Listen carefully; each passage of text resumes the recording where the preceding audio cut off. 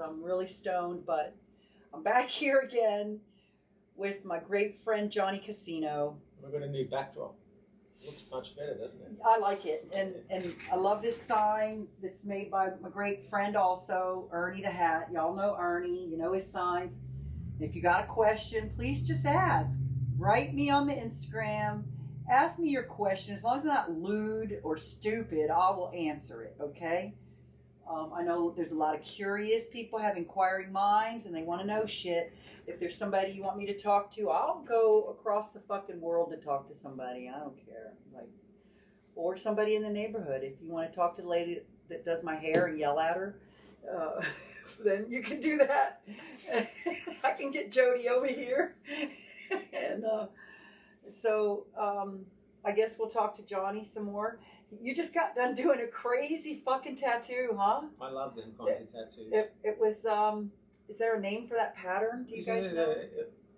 Eternal flower or something like that. Yeah. It's got some sort of in the center of her back, like in between her shoulder blades.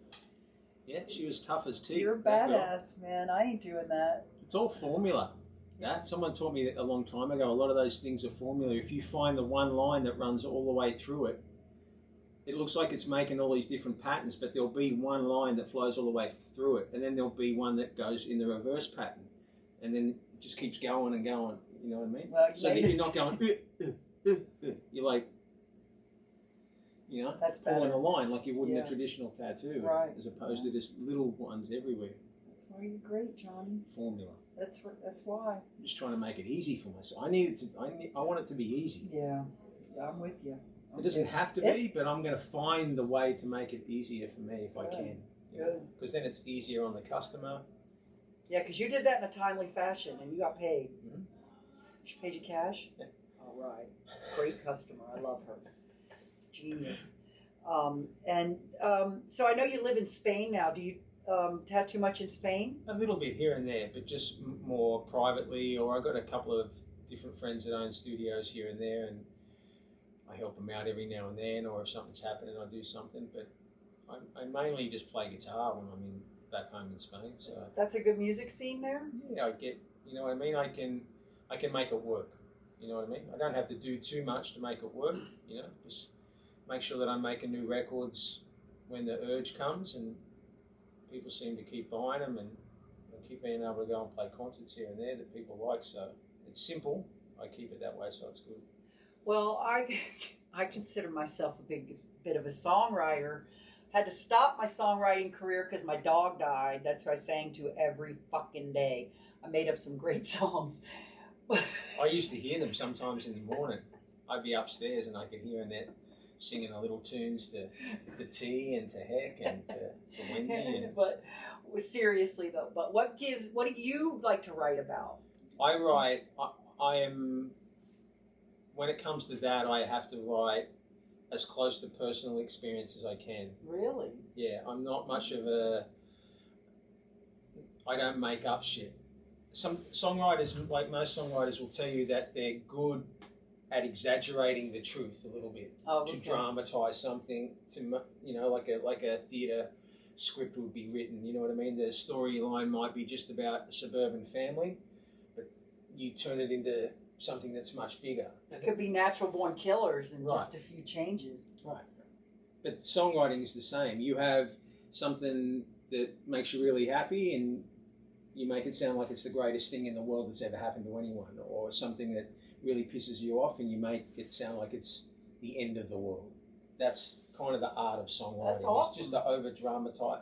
We're not talking about turning it into a lie, but we're talking about taking something that's factual to how I feel, or something that's happened to me, good or bad, and just you tend to over embellish it a little bit, over dramatize it, to give theatre or drama to the song or to the music.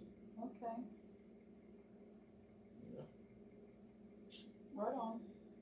And are there any places that you enjoy playing more than others?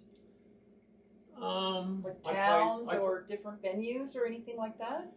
There's lots through Europe that I've played many times, and I always, if I'm in France or in Germany or or the Netherlands or wherever I am, there's places that I really try to get back to if I can, mainly because I might have a small group of loyal fans or whatever you want to call, like fans of music there.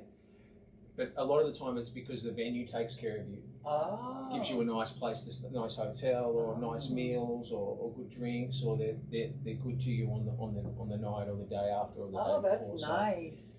So, it's nice to be taken care of. I spent a lot of time playing music in Australia where they treated you like you were a third world citizen.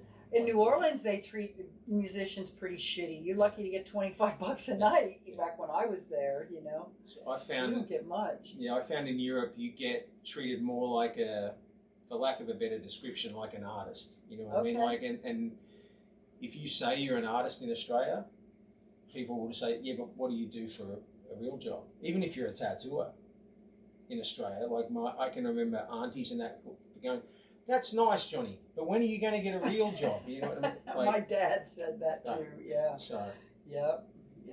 But Europe is different. Sorry, I got a question. Are they? Oh, two of them are. That's what I was going to ask. Right.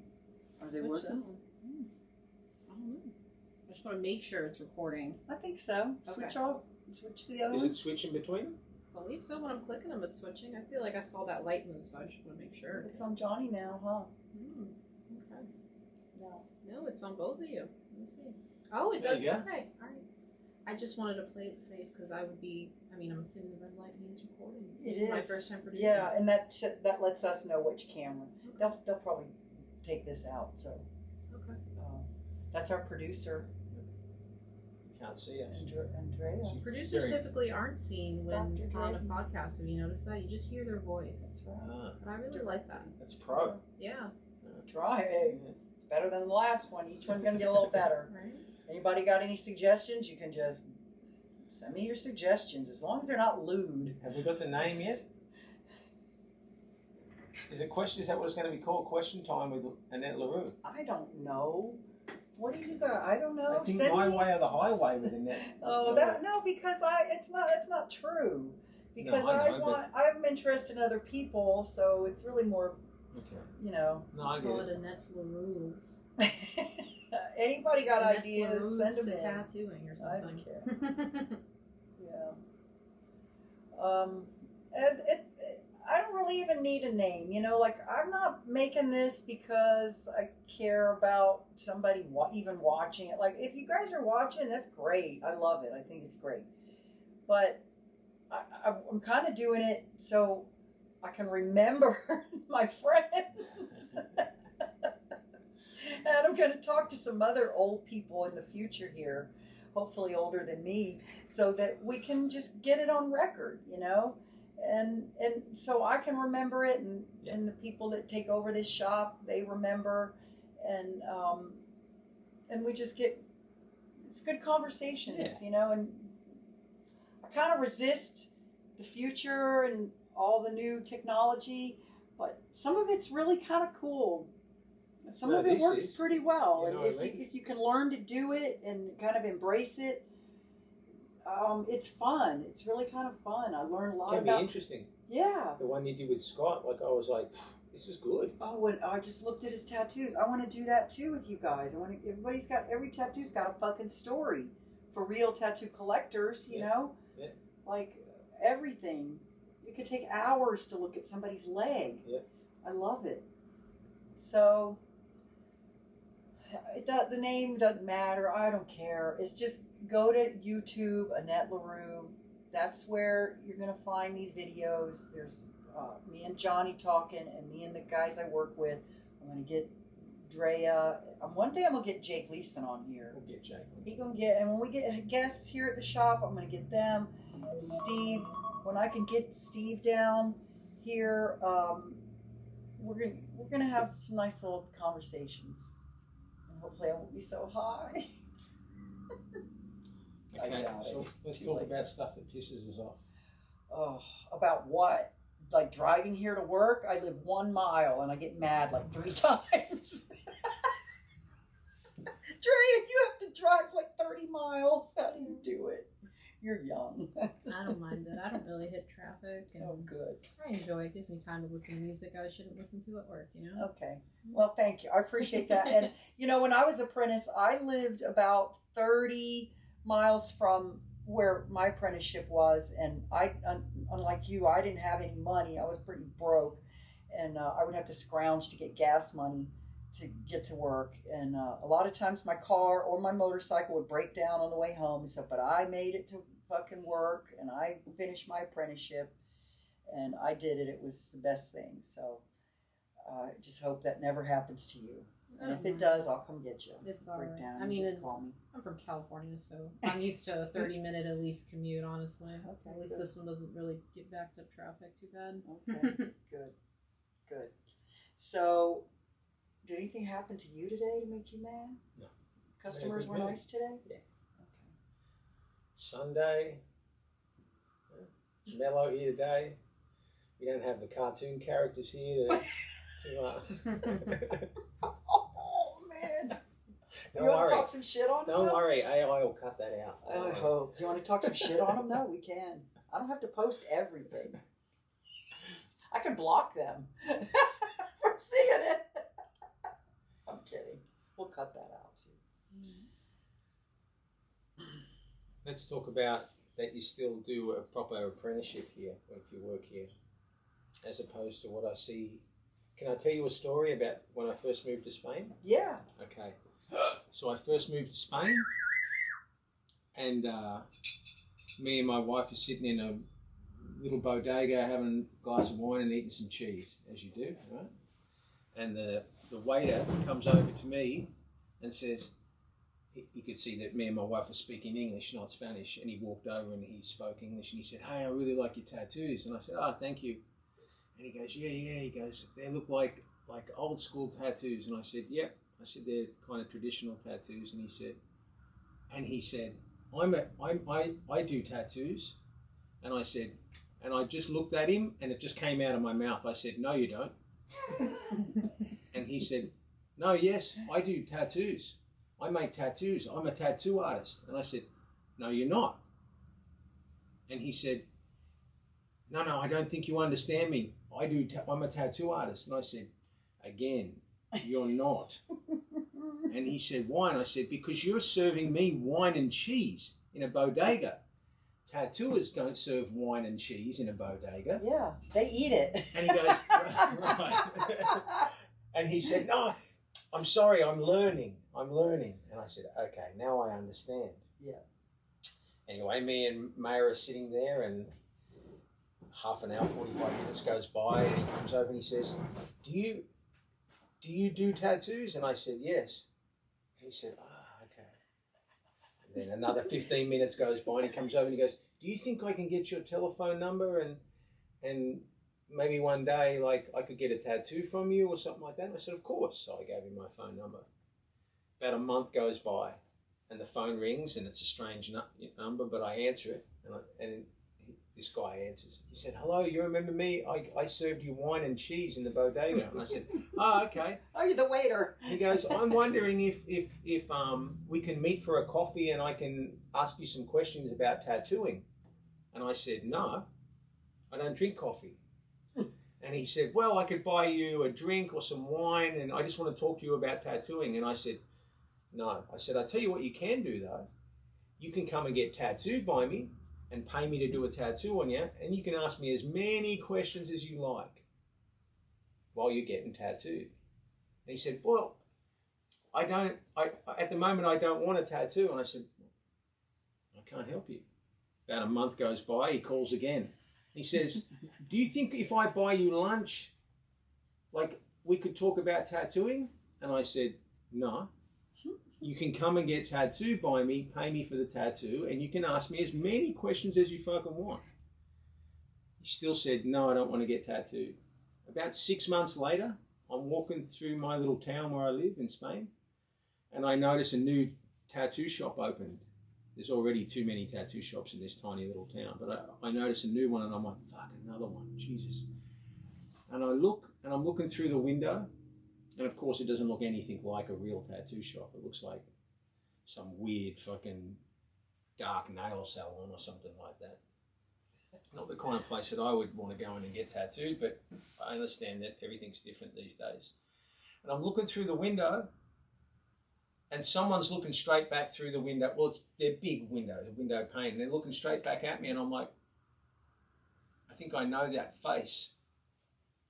And the next minute they're coming towards me going, Johnny, Johnny, Johnny, like this. Well, it's the guy who was trying to learn how to tattoo from me. He's decided, he comes outside and he said, this is my studio. And I was like, 6 months ago you were asking me if I could teach you how to tattoo. And I didn't teach you. He goes, well, no one would teach me, so I thought I'd just open up my own shop and work it out. And that is not just happening where I live, it's happening all around the world, right? Everywhere around the world. Because people can get... So he thought because no one would teach him, he'd just open up. Yeah. He had the money to sign a lease. You know, no flash or anything on the walls, but you know how those things work these days. It didn't look like a tattoo studio, but he was doing tattoos. But that's what I thought. And then wouldn't get one. No, of course not. Did he have many on him? Sorry? Did he have anything visible on him? Just geometrical dots and splashes and bits and things. Scribbly scrabblies, huh? Yeah. I mean, it's all tattoos. I understand that, you know, I don't expect everyone to like the things that I like or we like or whatever. Everyone's different. So I don't begrudge the tattoo side of it, but the way doesn't seem like the way to go about things. How do you learn anything? And learning tattooing is working with other people, working with people that you can learn from that are far more advanced than you, and working with people that aren't as advanced as you. You're going to learn from them as well.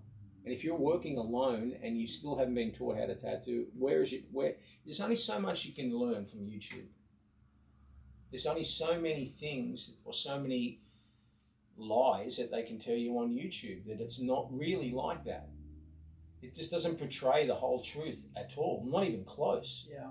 So where is that heading? And that's why I said it's nice to know that people here, at least, still get taught the way that I was taught in the 90s in Philadelphia. You know what I mean? There still is that, you know.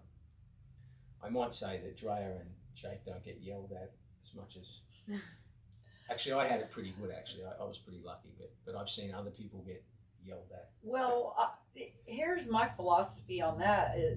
If you're going to learn to tattoo in my shop, by my shop, I mean me and my husband Steve own this shop together, but when I say I, it's because I'm... The royal I. Yeah. Or the royal we. Yeah. So, if you're learning in my shop, first of all, I'm going to like you. And I don't want to humiliate somebody I like. I like you. I want to see you do well. Yeah. I want you to rise to the top. I want you to be better than me. I'm going to show you everything I can and help you get better. And damn it, you better get good and get out there and make a lot of money, because when I'm old, I'm going to need you to send me some. But I hope people understand that and respect that, because it's not always been like that. You don't find people that do have that level of respect. And I mean, that's a pretty good philosophy, yeah? If you've got someone that you like working for you, that you want to teach things, so why would you be belittling them or yelling at them or treating them like dirt? Well, and not everyone has that philosophy. No, and I think it's got a lot to do with the fact that I'm a woman, first of all. Or maybe we're not quite as hostile as men are. And it's not so much of an ego thing for me, you know. Yeah. I want the best for people I like. Yeah. It's as simple as that. It's pure intentions. Well, and it shows. If I like somebody, I want to help you. I shouldn't say that, because too many people get me to like them. Yeah, but you're good at, you're a good gardener. You get rid of the weeds pretty fast. I try. Oh, Lordy. They come around, though, at the tattoo shop, huh? There's some fucking weirdos. This place is like a loser magnet sometimes. No, the shop in New Orleans. would attract some kooks now. I mean, every kook on Frenchman Street was in that shop, Johnny. I wish you could have worked there. You did get tattooed there. I got tattooed by you there. Oh my God, we had the best and the worst customers ever. Like, we had people come in, they would pick fights with you for no reason. Oh, one time a lady came in. Oh, shit. Look at Steve. Damn it. I'll call you back later, baby. Sorry. One time a lady came in and she had these two kids with her. Normally we don't let kids in the shop, but it's like a Sunday afternoon. The door was open. They just kind of walked in, and we had brick floors in that shop, and the kid's like flipping through one of the big flippers, and it's a little girl, and she just lifts up her dress and squats and poops right there on the floor. I was like, oh my God. Steve, I'm filming. I'll call you right back. What, honey? Oh, it is. And my alarm just went off. I was going to text you and ask you if you want to shut that. Thank you. Okay. Thank you. I appreciate that. You are. Look, Steve's awesome. Did I sound mad? No. Tell Steve I stole one of his magentas that he mixed. He got one of those magentas. Johnny's did. Yeah, that's what I said. Take it. Take two, Johnny, if you want. Just one's enough. How's it going there? Yay. Okay, well, I'm going to finish up here with Johnny, and I'll be home soon, okay? Okay. Okay, bye, hon. He's so dramatic. Okay, we got to cut that out.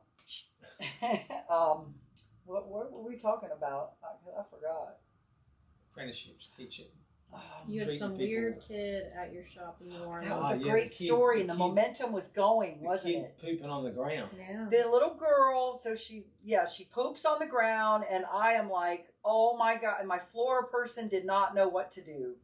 And I said, I grabbed the bounty and I wadded up a bunch. I said, hand these to her. And I went and got a bucket of water and with bleach and a couple baggies and some rubber gloves. I said, hand this to the lady and tell her to clean it up. And the lady did, and she's complaining. And then she goes, these aren't even my kids. And I was like, what? What are you doing with these fucking feral kids? What is going on? And why are they in my shop? You guys got to go. No telling what the boy could do. He's like standing there and going, pointing at all the boobs and the asses on the flash. And I'm like, you guys, get him out of here. It must have been a new floor girl that let him in. I didn't notice or something. You got to stay on top of those people in New Orleans on Frenchman Street. They will come in there. All kinds of shit. It's changed. It changed a lot over the years at the Illustrated Man, but we're in the original location where I first started there. It was directly across like a little laneway, and we had to move across the road once they started to tear the old building down. But back when I started there, that neighborhood still was a little bit sketchy. A little bit of like lots of alcohol, lots of drugs, and it was a little bit sort of sketchy late at night. So you're right, like tattoo shops do attract like all kinds of Yeah. you know, asking any questions that, you know, like, or wanting this or wanting that, and, you know, they attract every thieves, drug dealers, you know what I mean? Everyone thinks they can get a hustle from the tattoo shop. Yeah. You know? And they don't realize we're some of the most noble people, and it's one of the most noble professions where you get what you pay for right then, yeah, with a guarantee that it's going to be okay and you're going to like it. Yeah. And it lasts for fucking ever. Like, you can't go to the doctor and him be straight up with you and tell you, oh, I can't do this or that, but I'm going to tell you I can't do this small. It's not going to be good. Yeah. Doctor's not going to tell you if he takes out your gallbladder, you could have IBS the rest of your fucking life. Like, yeah, and they don't tell you that. It's going to send you for... You're going to have to go and see this doctor, and then that doctor's going to send you somewhere else to see that doctor. Right. This is the one-stop shop. Yeah. You come here, you're either going to get, you know, That's right. or be told why you can't get, you know. Right. And the proof is in it. And the finished product is proof that you picked the right place. So, you know. Mm-hmm. You ever have anybody throw up on you, Johnny? Lots. Shit their pants, piss themselves. All the time. I tell you one when I was learning the tattoo in Philadelphia, and how I was getting taught by Howie or Cosmo, whatever people want to call him. I always called him Howard. And in tattoo shops, as you guys know, there's a rotation. So, you know, back then it was like Howard was always first, and then sometimes second again because he was a greedy bastard. But it was my turn, but look, I can't remember if it was my turn or not, but it wasn't his turn to do a tattoo.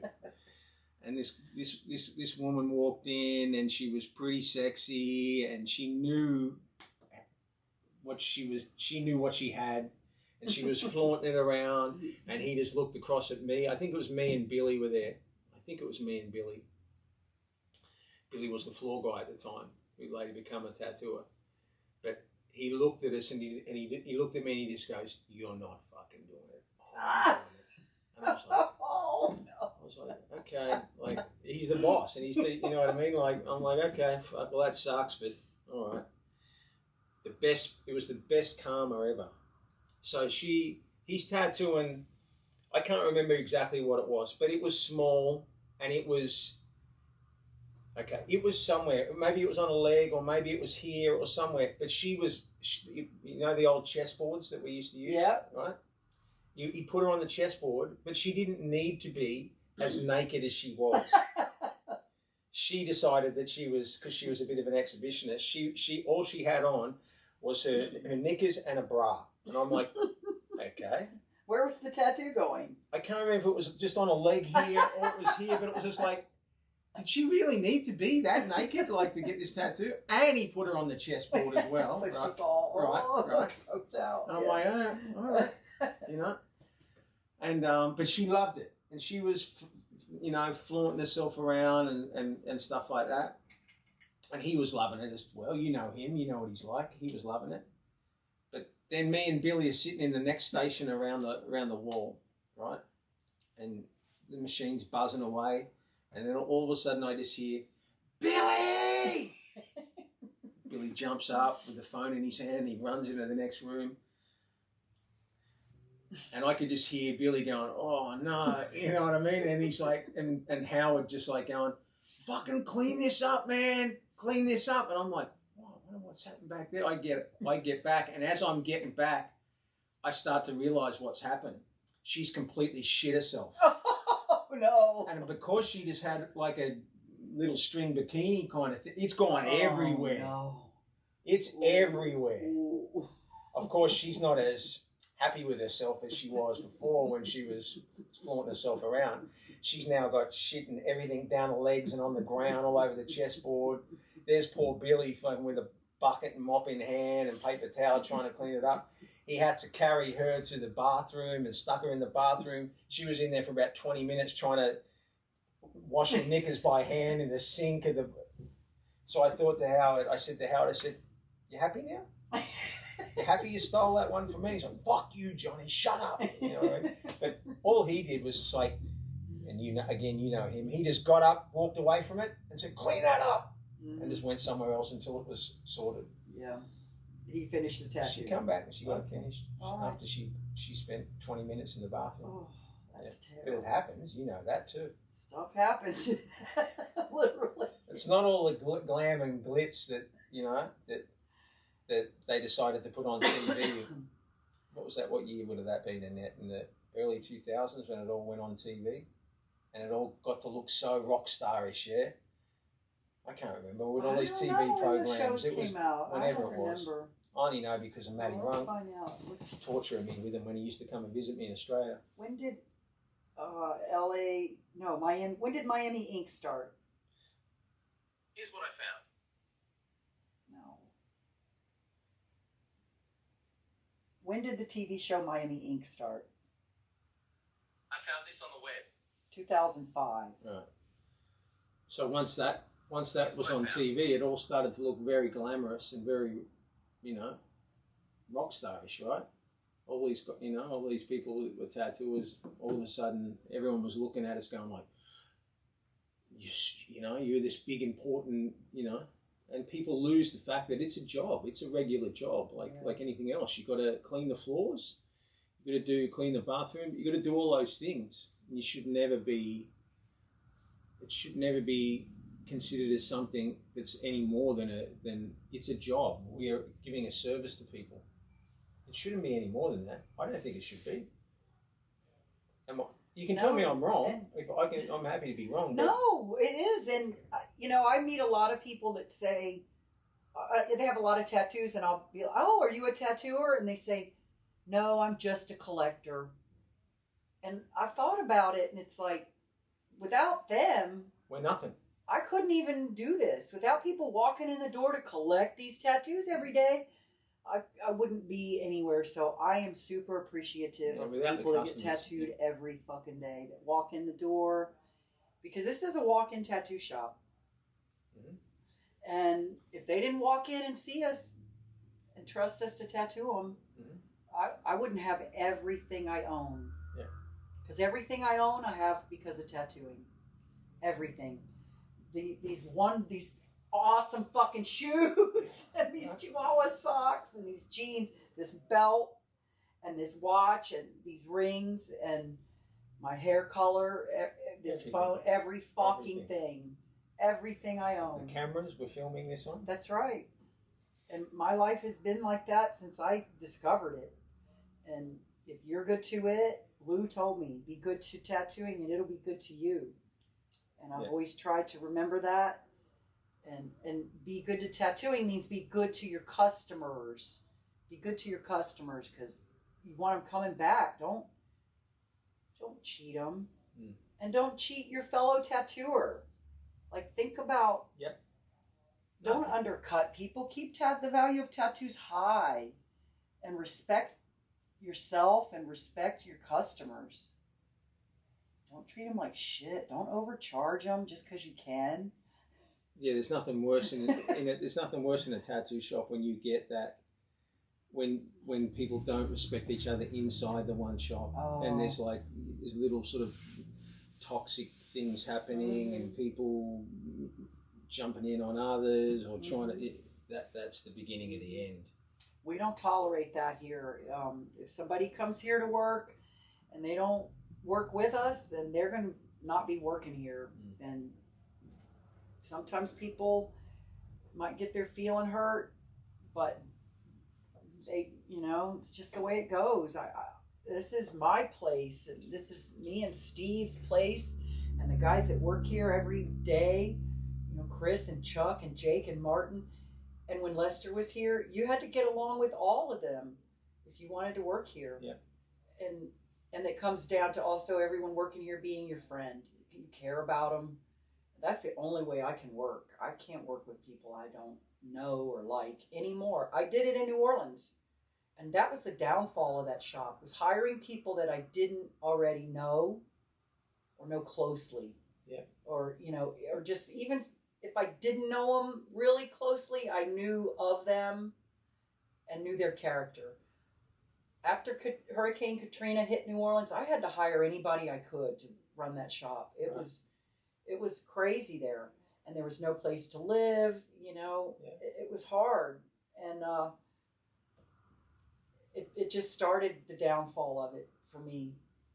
It didn't take long after that. I think that is one of the great things about tattooing, is that when you find a place to work where you are happy to go to work because you're spending time with people that you love and you care about or are interested in and stuff like that. I think that's the gold mine for me in tattooing, because I worked all sorts of jobs before I started doing this, and I knew how awful some jobs are, you know what I mean, or how really fucking hard some jobs are, and how you get treated like shit, and there's no camaraderie or anything like that, or mateship or respect. It's all like cutthroat, and it's me first, fuck you later, kind of thing. So when you find a place that does have that sense of family, and you look out for each other, it's one of the great things I think about tattooing, because I didn't find it when I was working in screen printing, or if I was working on building sites or anything like that. I didn't feel that at all. I just felt like every man for himself kind of thing. Yeah, that's not, to me, a conducive atmosphere to be artistic at all.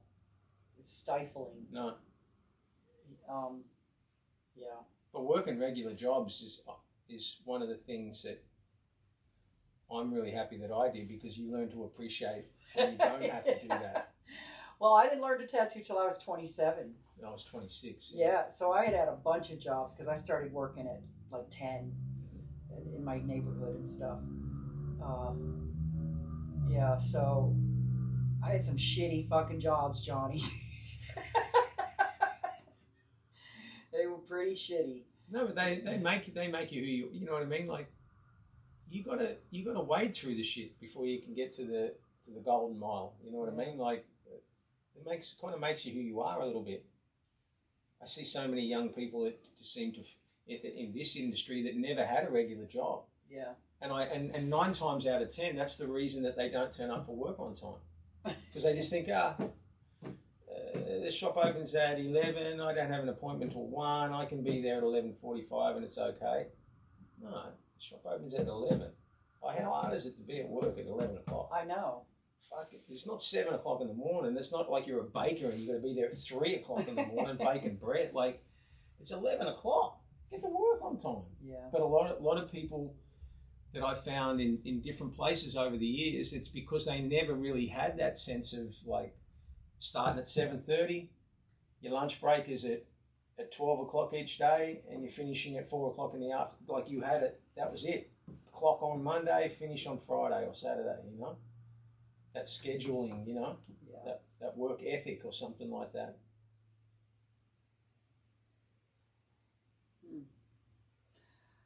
I'm high as hell. I am fucking stoned. I'm like, what? Work ethic? I don't want to work right now. No, I see what you mean though, as far as like people. Here, sit here. Let's They're talk just to you for a yeah, minute. you're I'll fine. produce. Let's switch it. Okay, Since you're learning, here. talk to you for a minute about it. Okay. This is Drea. Hi. She's been working with us for over a year now. No, but I was saying I know what you mean as far as like people not really coming into certain things with a good work ethic. I've seen it with like military too. They go in right out of high school. They think this ain't shit. I'm gonna do my 4 years. I'm gonna finish up my contract. I'm gonna get the fuck out. And then they're like, I'm gonna be able to do whatever I can. But like those who have worked other jobs before, they go into the military, and I'm not promoting the military in any sense, like saying you should enlist, but like you've done the shitty jobs to where you realize, hey, like this is a guaranteed paycheck. I just gotta show up on time, shower and look clean, and do my job. I mean, and it's not hard. Like I've done shitty jobs. I'm not saying this job is shitty. I love this job, but like to me, I have my own work ethic that I've taken from my dad and from other jobs, to where I feel like for me to do my job properly here, I get here at a certain time and I do things a certain way, and I feel like I hopefully do it to a standard that everyone is okay with, you know, but it's not hard. So No, just show up on time, get up early and do your job. I think you're right, what you said there too, about like it can be, because my mum was a hard worker. Mm-hmm. You know, she had 3 kids by the time she was 20. And so, and she was single, so she had to go to work, and aunties or uncles looked after the kids until we were in school, you know what I mean? Like, but I think that stuff can get handed down a little bit. You learn from a young age that, like, you don't get ahead in this world by turning up late for work. No. You get ahead in this world by being early for work or being on time and having your shit together. Yeah. You know, so, but I see it a lot in this industry. I remember someone coming for a job interview in Philadelphia once, and after they'd done the job interview and their work was looked at, and they said, okay, you know, like, we're going to start you and see how you go. The guy then said, I just got to let you know one thing, you know, I have a bit of a problem for turning up for work on time. And I'm like, I was listening to this thinking, is this person fucking, is there something wrong with this person's head? He's just been given the job and he's already saying, I have a problem with being on time. At least he's I'm like, honest. what You know what you're getting. And I think it was Eric said, like, well, just be on time. Like, we open the shop at 12. Be on time. Yeah. Do you want me to tell you that the shop opens at 11 so that you're on time for the shop being open at 12? I'll tell you that the shop opens at 11. Just be on time. Like, get to work on time. Make sure your trousers are clean. You know what I mean? Just because if you show respect in yourself and show respect to the customers, then that takes you a long way. Yeah. In any line of work, not just tattooing, in anything that you do, you know. Yeah. Drea, how has working here on the floor been? You like the customers? Are they all perfect? Nobody's perfect, but compared to my last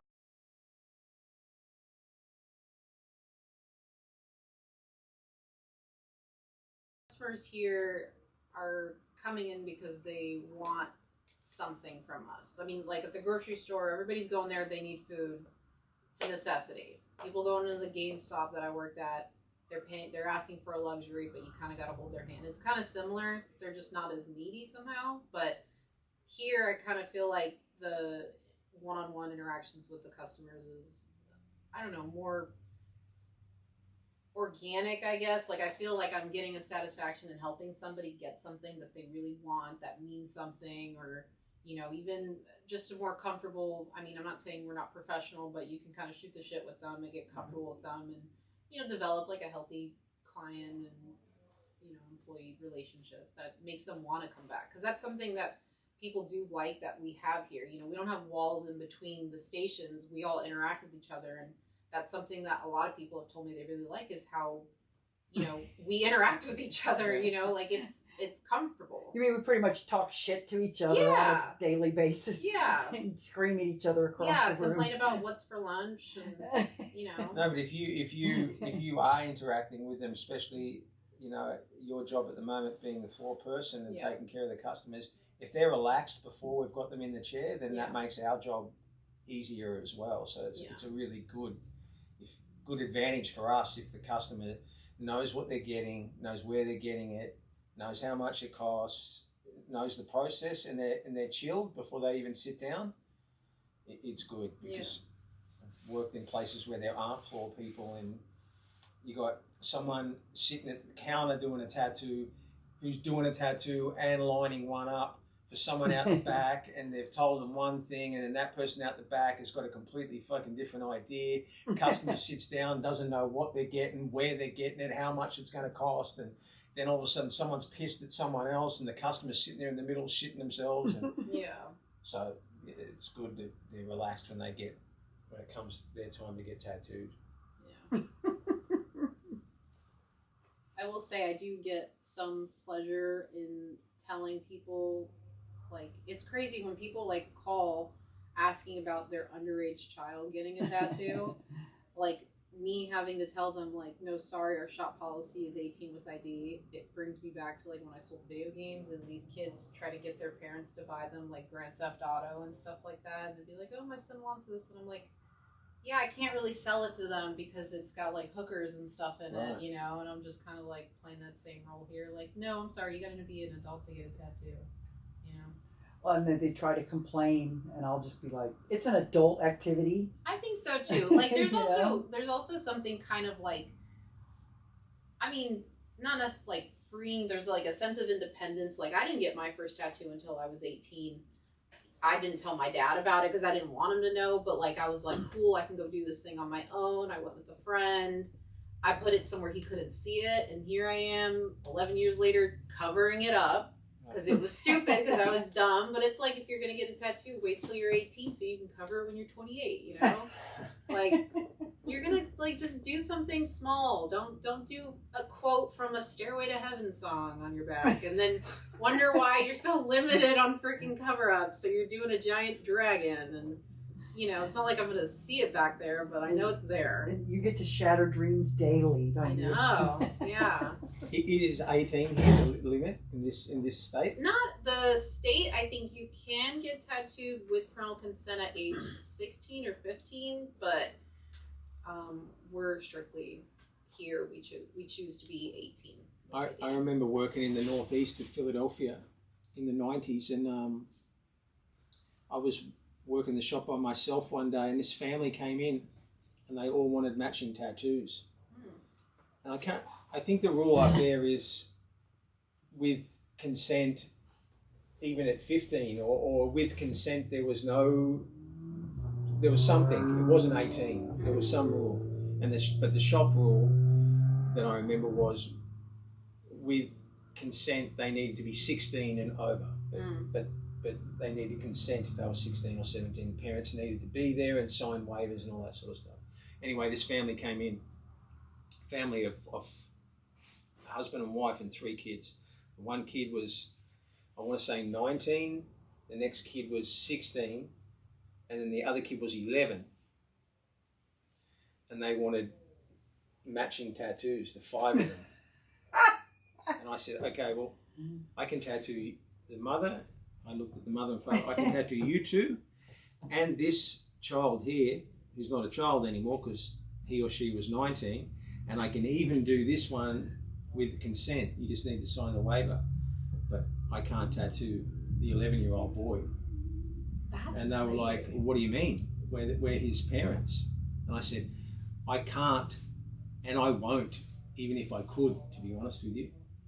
And it turned into a 45-minute yelling match in front of their children. And I didn't do any of the yelling. They were yelling at me across the counter. Just I was there alone. I was just like, I want to do it. I want to make money. I don't want to sit here on my ass all day. I want to make money. But this for you I can do, but I can't. We're not getting it unless we all get it, blah, blah, blah. How dare you tell us what to do with our children? I'm not telling you what to do. I'm just telling you that I'm not going to tattoo the 11-year-old boy. And I did my spiel, which was good or bad, but I was just like, yeah, I'm 28 and I don't know what I fucking want yet. So how can this 11-year-old kid know that he wants a tattoo? Well, I'm his father and I'll be the one. And I'm like, you can do what you want. You're just not getting it done here. I'm not doing it. You know what I mean? Like, but they were pretty hardcore, and they were not happy with me because I would not tattoo the 11-year-old kid. I mean, they were cranky. Good on you for not tattooing the kid, because I think that's, I mean, I don't want to necessarily get into ethics, but also, like, on the flip side, could you imagine how cool that kid would have been at school, like 11 years old, pulling up with a tattoo? That would have been fucking insane. But also, good on you for not tattooing. Wouldn't you have child services or something running, like, as soon as the school teacher seen it, they'd be on the phone too, oh yeah, you know? I just imagine, like, you know, going to school, like, yeah, like, you know, that kid with a big Timmy, chest. Yo, Timmy got a sick ass fucking tattoo. Got a big snake on his chest or something like that. I gave him an Uncrustable in my pizza so I could see it. Like, so sick. Did you get your Uncrustable machine yet? No, I haven't. Oh, I haven't. so I'm gonna buy an Uncrustable press so I can save some money and then bulk buy peanut butter at Costco and some bread and make my own. I already got one that's like planned. You can't steal it, but it's peanut butter, honey, and banana slices. And I'm gonna smush that thing together. And You're gonna be able to make extras and bring it. You're gonna be able to make an extra little kickback on the side. Martin said I should sell them to the guys. should. That's what I'm talking Yeah, about. I might. Yeah. You have specialty bread. You I can know. charge extra I for know. flavors. I'll be like, hey, Get I a got little menu. yeah. different Just hold them a jams. little menu. list Yeah, and stuff like that. choose your breads and choose your peanut butter. Would you like almond butter, peanut? It's a little bit more Yeah. expensive. But, I have sunflower butter too. If you're on a peanut allergy today, would you like the clover honey or the locally sourced? That's so awesome. I could. It'd be a little extra. I'd have to set up something here so I could just press them here. You get a little assembly line. yeah, Oh yeah, for sure. dealing with customers and making, what are they called? Uncrustables, like peanut butter and jellies. Uncrustables. Yeah, They don't have those. I'll have in a sweatshop Australia. back here. That's what it'll be, a peanut butter and jelly shop. Put the taco truck out of business up the street. Yeah, hell yeah. All right. Well, I guess it's about time. You want to close it out? Oh, what's the closeout? Do you guys do a thing? No, I just Well, say, okay, I'll do it then. well, I was gonna say thanks for having me on the pod. Yeah, Yeah, this was cool. it's fun, isn't it? It is fun. I wouldn't mind helping produce whenever you do this, assuming it's on the day I'm here. I'll switch. Let me if I scoot need over to. and I'll just tell everybody bye. I'll cut this out. Well, I can just go back Okay. over here. Okay. Thank you. Yeah. Oh, I got to, came down a little. I feel better. Drank some water. I dehydrated myself. Hey, thanks to everybody for watching. As long as you did, if you made it to the end, and you're a fucking soldier. Thanks. And Johnny Casino. He's at Johnny Casino on Instagram. And then what's your music channel, Johnny? The same. At Johnny Casino Music? No, just the same. No, Just there's the another joint. one. Yeah, but that one's Is it old? the powers that be at Instagram locked me out of it for something. Some Oh, you reason. got I don't know. spanked by Something, Instagram. yeah. And then this is Dr. Drehe, who was Stray hay. Drehe. Yeah, I it's was an old. Drehe, It's an old. like the middle rapper. Okay, I thought it Well, was the yeah, rapper. it's an old middle school nickname I just stuck with. Drehe, even better. And maybe on our next one we'll talk about our own tattoos. I'll get Johnny to show some of his. Dre has got some great tats, and I might show you some of mine and some stories. We'll see you next time on YouTube, on Instagram. Y'all take it easy and make sure to love yourself, because ain't nobody going to do you right but yourself, okay? All right. All right. That's it. How long was it? Does it say? Oh, stop recording.